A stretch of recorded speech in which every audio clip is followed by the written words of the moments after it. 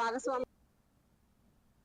యాదాద్రి భువనగిరి జిల్లా ఆలేరు కాంగ్రెస్ పార్టీ కార్యాలయంలోనే నిర్వహించిన మండల స్థాయి బిఎల్ఏల శిక్షణ కార్యక్రమంలోని ప్రభుత్వ విప్ ఆలేరు ఎమ్మెల్యే బీర్ల ఐలయ్య పాల్గొన్నారు.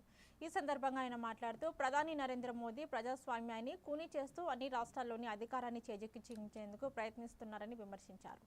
ప్రజాస్వామ్య విలువలను కాపాడేందుకు కాంగ్రెస్ శ్రేణులు అప్రమత్తంగా ఉండాలని, ఓటర్ల జాబితా ప్రక్రియలోని చురుగ్గా పాల్గొనాలి అని పిలుపునిచ్చారు. 12 సంవత్సరాలు సుదీర్ఘంగా ప్రధానిగా చేసిన నాకు ఎదురు లేదని చెప్పి మొన్న జరిగినటువంటి ఎలక్షన్లోనే నాకు 420 సీట్లు ఇస్తే నేను భారత రాజ్యాంగాన్నే మారుస్తుంటే మరి భారతదేశ ప్రజలు తిప్పికొట్టి ఏదో అత్యవసర మెజార్టీతోటి మళ్ళీ మూడోసారి ప్రధాని అయిన తర్వాత ఈసారి ఉన్నటువంటి భారతదేశంలో 28 రాష్ట్రాల్లో అధికారం చేజిక్కించుకోవాలని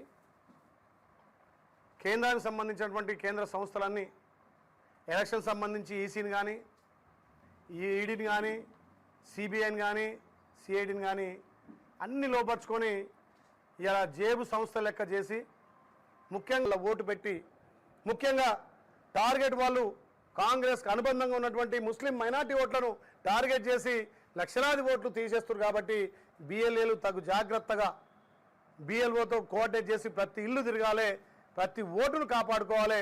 రాజ్యాంగబద్ధంగా వచ్చినటువంటి ఓటును మనం చట్టబద్ధంగా వచ్చిన ఓటును కాపాడుకోవాల్సిన అవసరం ఉంది. కాబట్టి దీంట్లో కీలకమైన పాత్ర బిఎల్ఏలది.